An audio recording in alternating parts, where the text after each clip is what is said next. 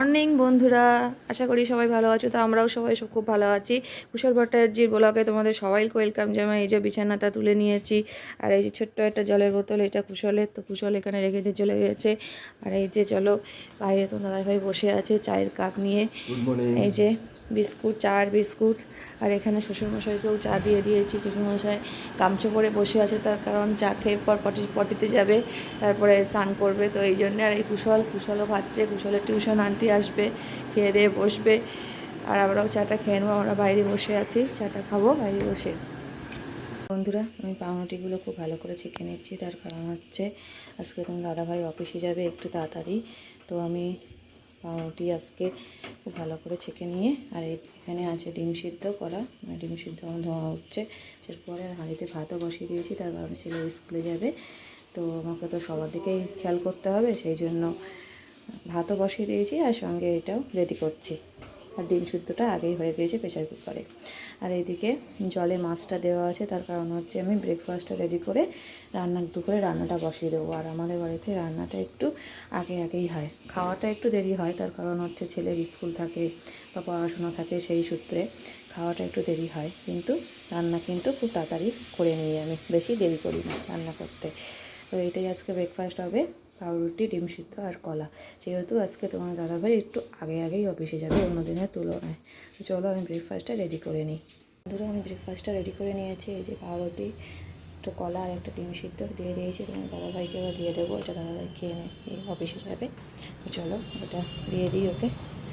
Ready হয়ে বসেও আছে, এই যে রেডি হয়ে ফোন দেখছে। আর এখানে আমি দিয়ে দেবো ওকে খেতে। না, আজকে এটাই ব্রেকফাস্টে দিলাম, কারণ একটু তাড়াতাড়ি অফিসে যাবে সেই কারণে। আর আমি রান্নাঘরের দিকে কড়াইতে তেল গরম করতেও দিয়ে দিয়েছি। তার কারণ হচ্ছে আমি দুপুরে রান্নাটাও বসিয়ে দিয়েছি। আর দেখো কড়াইতে তেল গরম করতে দিয়েছি। তো এটা একটু গরম হয়ে যায়। এদিকে কুচিনাটাও চালিয়ে দিই। এই যে কুচিনাটা চালিয়ে দিলাম। আর ভাতটা একবার হয়ে গিয়েছে, বন্ধ করে রেখেছি। তারপরে আবার একবার করে তাই ওপর দিয়ে দেবো। তো তেলটা গরম হচ্ছে। তারপরে আমি এদিকে ঢ্যাঁড়স আলু কেটে নিয়েছি, ঢ্যাঁড়স আলু ভাজা হবে। আর আলু কেটে নিয়েছি, সেটা হচ্ছে এই মাছটা দিয়ে হবে। আর এই মাছটা না একদম মানে ডিপে ছিল, তো ঠান্ডাটা কাটছে না, আমি জলে দিয়েই রেখে দিয়েছি। ঠান্ডাটা কাটলে তবে ওগুলোকে রান্না করা হবে ভেজে। তো চলো বন্ধুরা, দেখতে থাকো, আমি ভাজাটা ভেজে নিই। যে বন্ধুরা, আমি ঢ্যাঁড়স আলুটা ভাজছি। এই যে অলমোস্ট হয়ে গিয়েছে, আর একটুখানি হলেই হালকা হয়ে যাবে। তো আমি ঢাকা দিয়ে হালকা ভাজাটা করে নিচ্ছি, যাতে এটা ভালো তাড়াতাড়ি নরমও হয়ে যায়। আমি ঢাকা দিয়ে এটাকে ভাজছি। হ্যাঁ, আর এদিকে আমি মাছের নুন হলুদ মাখিয়ে রেখেছি। আর তোমার দাদাভাই অফিসেও চলে গিয়েছে। আর এখানে কটা বাসন পড়েছে, এগুলো আমি রান্না করতে মেজে নেব। আর রান্নাঘরের পাশে, মানে রান্না করার জায়গার পাশে বেসিন থাকলে খুবই সুবিধা। তার কারণ হচ্ছে তাড়াতাড়ি করে রান্না করতেই বাসনটা মাজা হয়ে যায়, মানে একসঙ্গে দুটো কাজই হয়ে যায়। আর বাইরে হলে কি হয়, একটু বাইরে নিয়ে যাও, আবার নিয়ে গিয়ে মাজো। তো বেসিনটা রান্নাঘরে থাকাটাই ভালো। এটাই আমি ভেজে নিই। এটা ভাজা হয়ে গেলে তারপরে আমি মাছটা ভাজবো মাছটা। আমি ঢ্যাঁড়সগুলোটা কেটে নিচ্ছি। এই যে, আর এই ঢ্যাঁড়সগুলো আগে থেকে ধুয়ে নিয়েছিলাম। এটা কটা আছে, এগুলো কেটে নেবো।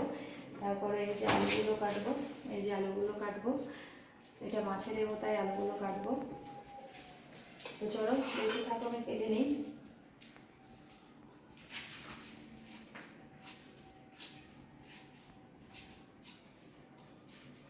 ঢ্যাঁড়সগুলো আগে কেটে নেবো, তারপরে আলুটা কাটবো।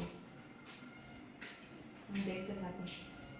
আর আমি উঁচু জায়গাটায় বসেই কাটি, আমার যাতে একটু সুবিধা থেকে আমি উঁচু জায়গাটায় বসেই কাটি। আমার দেখতে থাকো ভিডিওটা।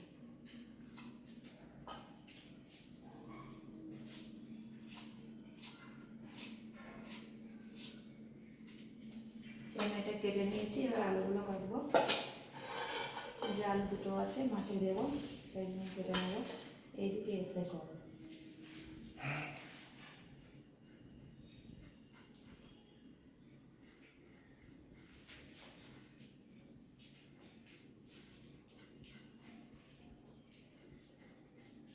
চলো বন্ধুরা, আমি তাহলে কেটে নিই, আমার সঙ্গে থাকো।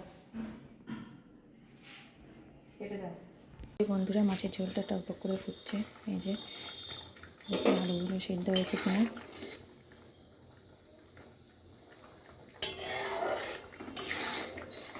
আলুগুলো মোটামুটি সিদ্ধ হয়েছে, খুব ভালো করে এখনও সিদ্ধ হয়নি। তো আমি মাছগুলো এবার দিয়ে দেবো, যেহেতু ঝোলটা ফুটে গেছে ভালো করে। তো আমি মাছগুলো দিয়ে দেবো। এই যে মাছ ভাজা আছে, এই যে আর এক পিস মাছ এর থেকে আমি রেখে দেবো কুশলের জন্য, কারণ কুশল ভাজা মাছটা পছন্দ করে। তো এই মাছটা আমি রেখে দিয়ে এই মাছগুলো আমি সব ঝোলের মধ্যে দিয়ে দেবো। মাছটা দিয়ে দেবো, ঝোলের মধ্যে দিয়ে একটু ফুটিয়ে নেব। মধ্যে দিয়ে একটু ফুটিয়ে নিয়ে তারপরে আমি নামিয়ে দেবো।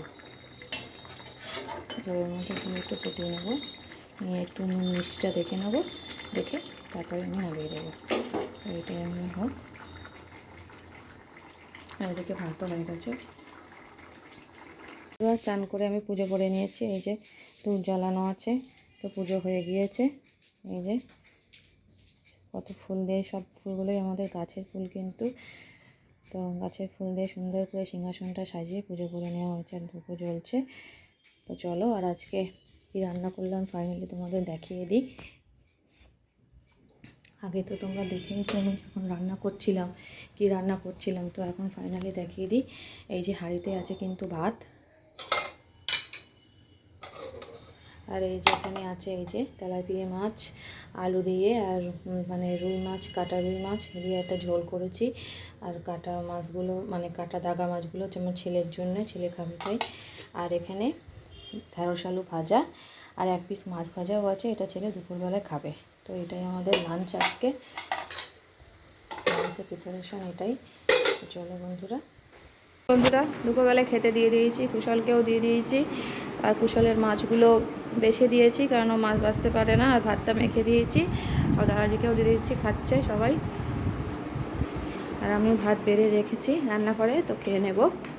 এই যে আমার ভাতটা আমি বেড়ে নিয়েছি, তো খাওয়া দাওয়া করে নেব।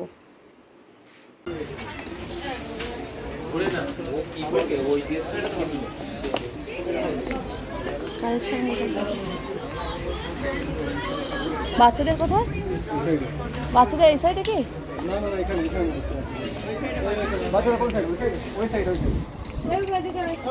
দেখো অনেক কিছু আছে।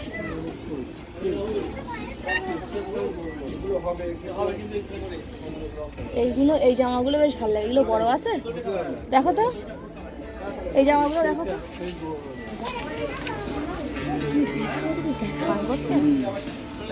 বন্ধুরা।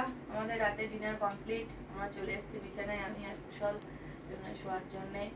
তো যদি আমার এই ভিডিওটা এখানে শেষ করছি, যদি কিছু ভালো লেগে থাকে তাহলে লাইক কমেন্ট শেয়ার সাবস্ক্রাইব করে দিও, আর আমার পাশে থেকো। আবার চলে আসবো নতুন কোনো ব্লগ নিয়ে, ততক্ষণের জন্য টাটা, গুড নাইট।